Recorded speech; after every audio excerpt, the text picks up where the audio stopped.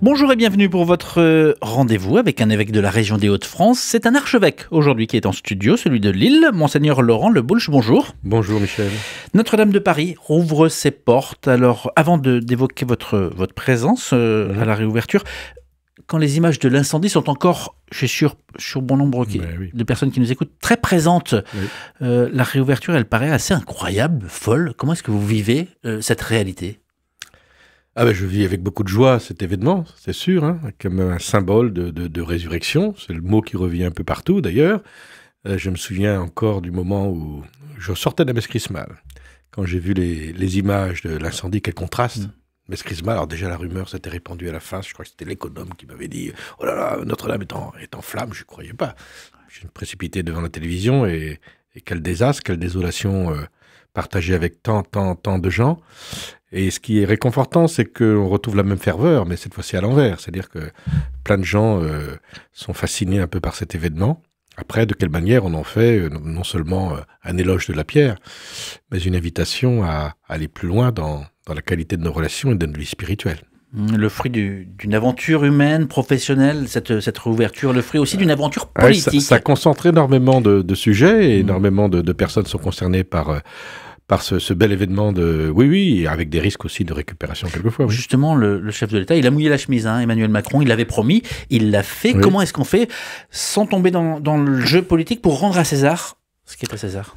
C'est qu'on insiste à nouveau pour dire que Notre-Dame, c'est d'abord le lieu du culte, avant tout. Et donc, c'est le lieu de la foi, c'est le lieu de la charité, de l'espérance, bien plus que le lieu des honneurs ou ou le lieu du prestige. Et quand il a martelé lors de la visite anticipée qu'il a faite, le choc de l'espérance, la réouverture de Notre-Dame, ce sera le choc de l'espérance. Il l'a dit plusieurs fois. Je crois qu'il en a bien. Paroles d'évêque. Oui, et puis il en a bien besoin lui-même d'un choc de l'espérance. Donc, bien sûr, heureusement que l'espérance n'est pas la propriété des évêques et même du christianisme. Mais il n'empêche que Notre-Dame, et je pense que les petites gens le sentent peut-être d'une manière plus profonde encore. C'est une parole c'est une présence de tendresse pour beaucoup de gens, de réconfort, de consolation dont nous avons besoin.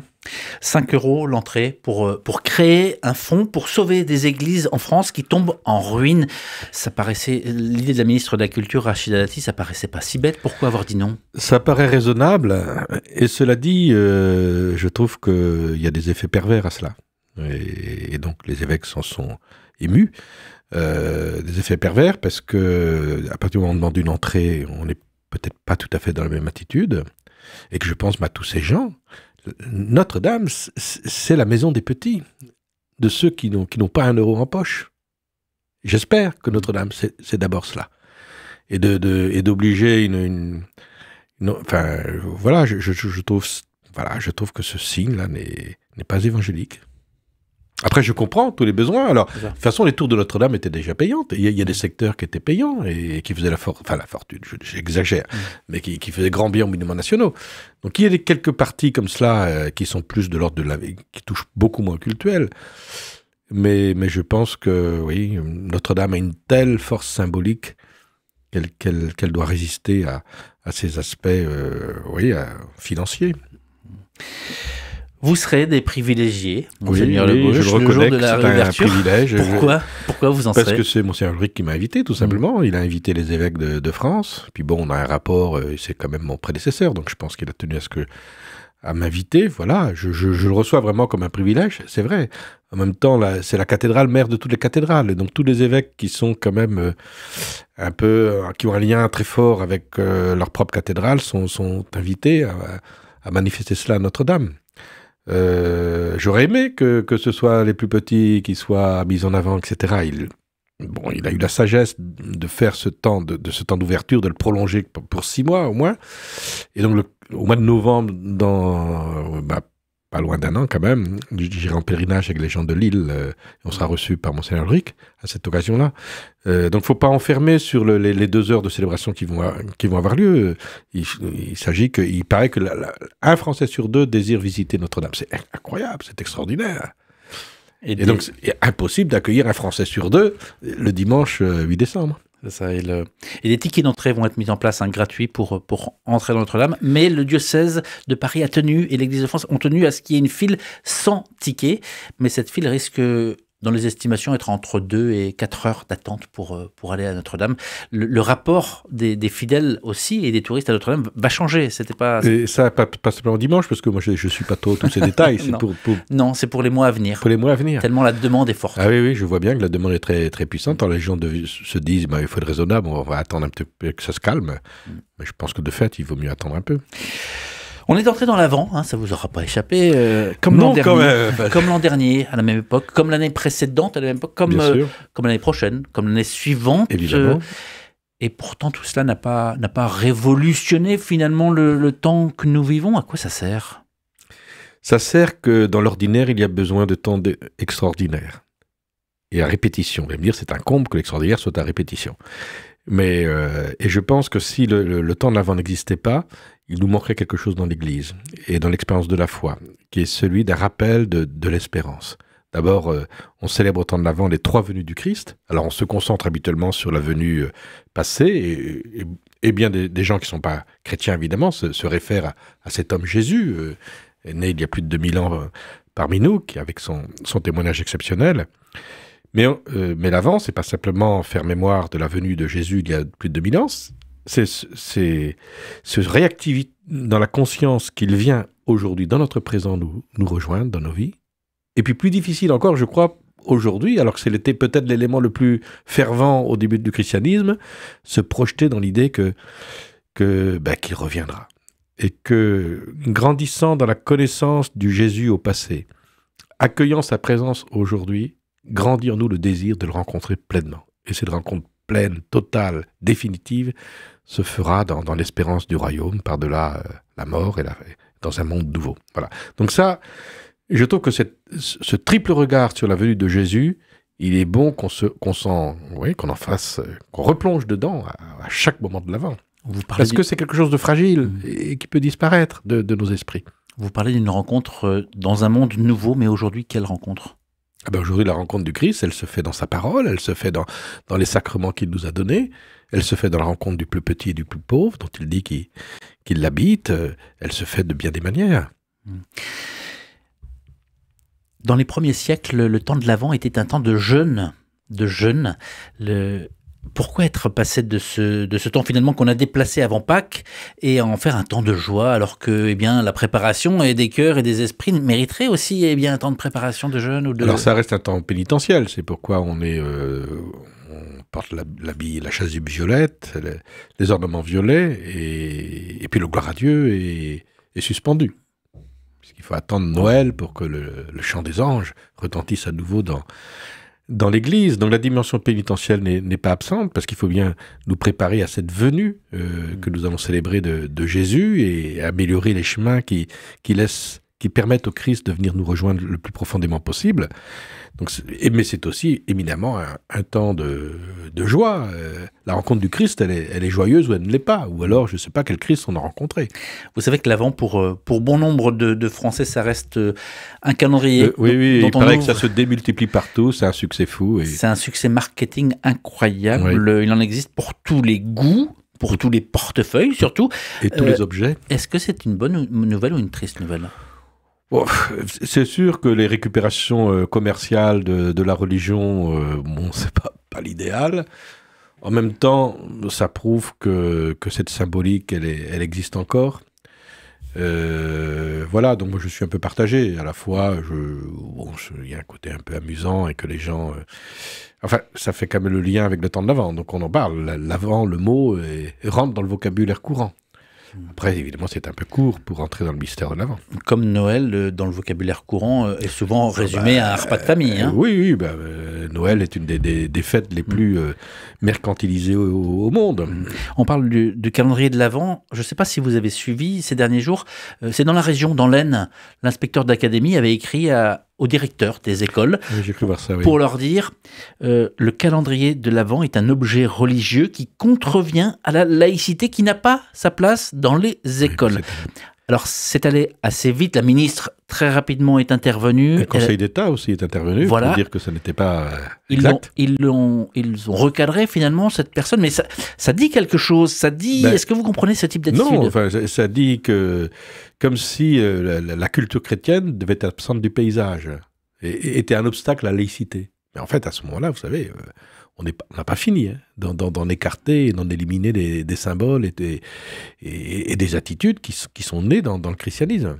Mais dès que quelque chose de bon, de positif est issu du christianisme, s'il faut l'éliminer de notre société pour cause de laïcité, eh bien, mon Dieu, quelle tristesse. Mais des courants existent. Alors, je sais qu'il y a des courants et qui confondent en plus la laïcité, c'est la laïcité de l'État. L'État doit être neutre et au-dessus de toute religion. C'est pas la laïcité de la société. Or, de plus en plus, des courants poussent pour que la notion de la laïcité se répande dans l'espace public et dans la société, ce qui est contraire aux origines et à l'intuition de la loi de séparation. Pour continuer sur ce sujet, à votre place, la semaine dernière, c'était l'évêque d'Amiens qui s'interrogeait, lui, ouvertement sur le bien fondé de certaines inspections dans les écoles catholiques de son diocèse. Il dénonçait clairement une sorte de volonté de nuire. Est-ce que ça existe dans les écoles catholiques du diocèse de Lille? Ce que j'en sais des inspections qui ont été décidées depuis quelques années par le ministère, c'est qu'elles sont plutôt bien vécues chez nous. Et qu'elles permettent d'abord une auto-évaluation. Ça commence par une auto-évaluation des établissements. Et je trouve que ça leur fait pas de mal de revenir un petit peu sur leurs projets, sur leur manière de vivre, etc. C'est plutôt bien perçu de ce côté-là. Après, il y a cette visite d'évaluation. C'est sûr que pour alors il y a l'enseignement catholique participe à cette évaluation, et l'éducation nationale. Pour beaucoup, c'est plutôt une découverte plutôt positive et heureuse de ce qui se vit dans nos établissements. Et puis dans un troisième temps, nous, on ajoute à cela, on essaie d'articuler ça avec une visite de tutelle, donc qui est plus en interne, allant beaucoup plus loin, évidemment, dans la signification spirituelle de ce qui est vécu, dans la relecture spirituelle de ce qui est vécu. À ma connaissance, ça n'a pas... Après, il y a aussi une manière de vouloir contrôler tout, absolument tout, qui est un peu néfaste, à mon avis, qui nuit à la liberté des établissements. Il y a une volonté ici de contrôle économique extrêmement fort, avec derrière... Enfin, ce qui est inquiétant, c'est que derrière, il y a une forme de suspicion. C'est-à-dire, on va aller inspecter parce que forcément, ça se passe mal. Or, quand l'inspection se fait, en général, vraiment de façon la plus générale, c'est plutôt l'impression que ça va bien. On parlait de cathédrale il y a quelques minutes. Si on parlait de celle de La Treille, rapidement, Monseigneur Le Boulch, est-ce qu'il faut ouvrir la possibilité d'en faire des salles de concert, de spectacles, au moment d'ailleurs où en ce moment il y a Luminiscence qui se produit régulièrement? Où est-ce qu'on place le curseur de la proposition culturelle, musicale, spirituelle? Pour moi, la cathédrale n'est pas d'abord un lieu de spectacle. Elle n'est pas d'abord, c'est d'abord un lieu cultuel, ça c'est clair. Et donc, il n'y a pas une séparation franche entre ce qui serait cultuel et ce qui serait culturel. C'est-à-dire qu'on revient peut-être à l'époque, la culture est née du culte. C'est le cultuel qui a engendré le culturel, et non pas l'inverse. Et il me semble que la cathédrale peut être un des lieux où ce lien entre cultuel et culturel s'exprime. C'est-à-dire que les concerts, les spectacles qui s'y déroulent témoignent d'un lien, d'une manière ou d'une autre, avec le cultuel, c'est-à-dire le mystère de l'Évangile, qui peut prendre bien des formes, parce que l'expression culturelle de l'Évangile, elle est très large, elle est très créative, elle peut être très très large. Qui est le maître des horloges qui décide? Eh bien, en principe, c'est le recteur alors, évidemment, comme nous sommes propriétaires, on a un droit, la décision appartient, mais même dans toutes les églises. Dans toutes les églises, la loi prévoit que c'est le curé affectataire qui est garant du bon usage de l'église. Monseigneur Laurent Le Boulch, il y a un mois, vous étiez au Mont-Saint-Odile, oui. un sanctuaire bien connu des gens de l'Est. Très beau sanctuaire. Vous étiez avec 45 prêtres du diocèse, temps fraternel, des moments particuliers, des témoignages de différents prêtres sont déjà remontés, c'était exceptionnel, on a vécu des choses particulières, etc. Pourquoi vous avez fait ça et qu'est-ce que vous y avez vécu? D'abord, c'est pas moi qui l'ai désiré, c'est le conseil presbytéral qui a souhaité renouer cette rencontre. Et après des bons souvenirs d'autres rencontres passées. Et moi, j'ai Moi, j'ai tout de suite abondé dans leur sens parce que je suis très preneur. Vous savez, pour un évêque, c'est une très grande joie de voir un presbytérium à la fois, enfin dans sa grande diversité, parce qu'il y avait là toutes les sensibilités. C'est très important de voir un presbytérium dans la diversité de ses sensibilités qui témoigne d'une belle communion avec l'évêque et entre eux, communion fraternelle, et qui est résolu à faire un pas, à servir davantage, toujours plus l'Évangile et l'Église. Pour moi, c'est une très grande joie d'évêque. Vous savez, quand un évêque doit faire face à un presbytérium un peu divisé, un peu qui se tire dans les pattes, c'est quelque chose de très très douloureux, parce que c'est quand même nos collaborateurs privilégiés. Et donc j'ai eu cette joie-là, au Mont-Saint-Odile, de recevoir le témoignage d'un presbytérium heureux, uni, et désireux d'avancer. Alors après, il faut voir comment on va avancer. 45 prêtres sur combien qui auraient pu venir? Sur 130, je pense, oui, donc, ou 120. Donc, c'est pas non plus tout le presbytérium. Non, c'est pas tout le presbytérium, mais c'est quand même... Moi, ce qui m'intéresse, c'est... Alors, j'entends certains ont manifesté leur regret de ne pas être là, parce que le ministère les accaparait, vous avez des choses déjà prévues depuis longtemps. Il peut y avoir quelques-uns qui ne sont pas venus parce que... Pas forcément sur le fond, mais parce qu'ils doutent, parce que ce genre de méthode, un petit peu coaching et tout ça, ça les agace un peu. Et puis il y en a d'autres qui font peut-être plus de résistance, mais je crois que c'est très très marginal. Et moi, ce qui me semble important, et je l'ai déjà dit, c'est que toutes les sensibilités soient là. Et de fait, puisque toutes les sensibilités étaient là, chacun dans le rayon de sa sensibilité, on va dire ça comme ça, va pouvoir témoigner auprès des autres de ce qui s'est passé. Et déjà, je vois que ça transforme des choses. Il y avait donc la célébration des 60 ans du diaconat permanent, dimanche dernier dans la cathédrale, et je me suis réjoui du nombre de prêtres qui est venu. Je pense que c'était pas si gagné que ça. Et que ce rendez-vous de Saint-Odile, du Mont Saint-Odile, nous a replongé au cœur de notre ministère, et notamment d'un ministère qui ne peut se vivre que dans la collaboration avec tous les autres ministères. Si un prêtre nous écoute, qu'il n'est pas venu, parce que pour des raisons diverses, est-ce qu'il est en deuxième division ou est-ce Non, absolument pas. Non, je ne vais pas faire des hiérarchies des prêtres. Pour moi, il y a les bons prêtres, il y a les mauvais prêtres, il y a ceux que... Pour moi, chaque prêtre est appelé à vivre pleinement son ministère en communion avec moi. Voilà. Et heureusement qu'il y a toutes sortes de signes de communion. Vous venez de parler de la treille avec les 60 ans du diaconat qui était au cœur d'une cérémonie particulière. Il y a eu aussi un hommage Sainte-Geneviève. Ici, là, les gendarmes, Depuis plus de 10 ans, les gendarmes ont souhaité revenir dans la cathédrale, oui. Et alors, vous avez présidé la célébration et dans votre homélie, vous avez osé des rapprochements. Votre tenue aux gendarmes n'évoque-t-elle pas à la fois l'autorité et le service, ce qui est au cœur de la foi chrétienne, faire œuvre d'autorité dans une attitude de service. Enfin, vous avez multiplié les parallèles. Est-ce que c'était pour les séduire ou est-ce qu'à ce point, vous pensez vraiment que... Est-ce qu'à ce point, vous pensez vraiment que les gendarmes... Je ne suis pas dans une logique de séduction parce que c'est tellement pauvre et court et décevant au bout du compte. Si on est dans la déception, on sera toujours déçu. Mais alors, qu'est-ce qu'ils ont, les gendarmes Mais je crois, et de toute façon, il n'y a pas un ministère, enfin une fonction, un travail qui ne soit pas appelé à être traversé par l'Évangile. Ou alors l'Évangile est réservé à des catégories. Alors s'il faut être curé et prêtre pour être témoin de l'Évangile et que toutes les autres professions sont exclues, c'est quand même un peu grave.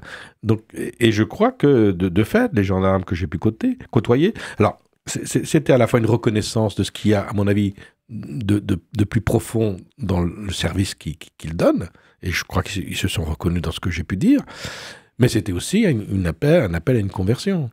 Je veux dire, quand je dis autorité et service, m'appuyant sur le témoignage même du Christ Jésus, je dis qu'une autorité sans service dérive dans l'autoritarisme et la toute-puissance du pouvoir. Je dis qu'un service sans autorité dérive dans une espèce de laxisme qui n'a pas le courage de s'affronter au mal qu'il faut bien chercher contre lequel il faut lutter. Ben, c'est des choses qui me semblent, et ça, je le perçois dans la personne de Jésus, qui a une autorité. D'ailleurs, on s'étonne devant son autorité qui vient de Dieu, mais cette autorité s'exprime de façon confondante et bouleversante dans le service le plus grand des hommes, notamment des plus petits. Donc voilà ce que j'ai essayé de dire, et je pense qu'un gendarme participe à cette belle vocation. On a parlé de l'inauguration de Notre-Dame. Le pape n'y sera pas présent. Hein. Oui. Il a refusé de s'y rendre, alors que 10 jours plus tard, il sera en Corse. J'ai cité votre collègue tout à l'heure, Damien. C'est lui aussi qui disait que les Bretons n'aiment pas la centralisation parisienne. Et j'ai entendu ça, oui. Il n'a pas totalement tort, mais... Et comment vous avez vécu le fait que le pape a décidé finalement de choisir la Corse? Bon, je sais que c'est un homme libre et là-dessus, à bien des décisions témoignent de sa grande liberté. Voilà, et je ne suis pas étonné d'un certain point de vue, vu sa culture, vu son attirance pour les lieux les plus, peut-être, je ne veux pas dire marginaux, mais les lieux où s'exprime quelque chose de populaire, puisque ce sera sur ce thème-là qu'il va se rendre en Corse. Donc, d'un point de vue humain, je ne suis pas surpris. Bon, en même temps, et j'aurais été heureux qu'il vienne à Paris, c'est clair, pour moi. Enfin, parce qu'il y a là non seulement un retentissement local, mais bien au-delà. Notre-Dame, on voit qu'elle attire des chefs d'État du monde entier. Donc, il y a une parole évangélique là qui s'adresse, qui touche énormément. Revenons dans le diocèse de Lille. Devenir passeur de foi, c'est l'étape suivante qui a été proposée en ce temps de l'Avent dans votre démarche missionnaire, de vraiment engager non seulement les paroisses, mais les paroissiens dans cet approfondissement. Qu'est-ce que vous leur demandez à vos fidèles, à ceux qui vous écoutent? Eh bien, d'abord qu'ils n'aient pas peur de s'impliquer dans cette démarche. Et je pense vraiment que... Je remercie toute l'équipe qui a préparé là, des documents magnifiques, hein, qui sont très beau, je trouve, et stimulant, qu'il n'est pas... Enfin, et ça, je prêche à longueur du temps là-dessus, quand je vais d'une paroisse à l'autre, hein, voilà, qu'ils aient conscience du trésor de l'Évangile dans notre monde aujourd'hui. J'ai vraiment la conviction profonde que recevoir l'Évangile aujourd'hui est un trésor dans le monde actuel. Et que ce trésor, nous ne devons pas en rougir. Et que nous avons chacun a une manière de pouvoir le proposer à ceux qui sont autour de lui, d'en témoigner autour de lui. Et ça concerne vraiment tout le monde. Ça passe par ces petites fraternités, où on va essayer d'entendre davantage cette parole pour mieux la murmurer, mieux la méditer, la laisser jaillir en nous. Et ça concerne aussi notre manière d'écouter un peu les gens d'aujourd'hui, d'être plus attentif et j'ai des expériences vraiment... samedi, j'étais donc avec les jeunes qui partaient pour le temps de JMJ diocésain. Et il y a eu dans le gymnase, c'est pas évident, hein, 300-400 jeunes qui étaient là, c'était les confirmants et ceux qui demandaient le baptême simplement. Les autres étaient ailleurs. L'espèce de brume du gymnase, là, etc. Et donc on les a fait partager, on leur a demandé de partager sur leur soif, leur vrai désir. Et les uns après les autres, ça y est, prenant le micro, se met à dire, voilà, tel désir, tel désir, tel désir. Et puis, il a fallu arrêter, parce que ça n'en finissait pas. Je suis émerveillé, admiratif devant la force du désir, devant leur soif d'aujourd'hui. Alors, ça allait du désir, mais simplement exprimé, d'aimer Jésus. Je veux dire que j'en ai fait des rassemblements de jeunes. Mais entendre cela, devant tout le monde, voilà, ma soif, c'est d'aimer Jésus. Ma soif, c'est d'être plus à l'écoute de ceux qui sont autour de moi. Ma soif, c'est de retrouver de la paix, d'être un peu plus sereine. Ma soif, ça se démultiplie à l'infini. Et combien ces soifs-là peuvent rejoindre... Enfin, je suis convaincu que l'Évangile peut aider à répondre à ces soifs. Et ils en ont l'intuition. Et donc, soyons simplement témoins de cela.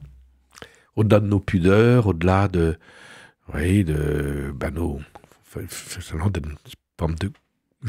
vais dire le mot quand même s'il est excessif, peut-être parfois d'une culpabilité à être chrétien dans le monde d'aujourd'hui. Vous pensez qu'aujourd'hui il y a ça? Je pense que certains sont une autocensure, oui, et qui provoquent une autocensure. Je pense que ça peut exister, oui. Et donc vous voulez simplement les réveiller?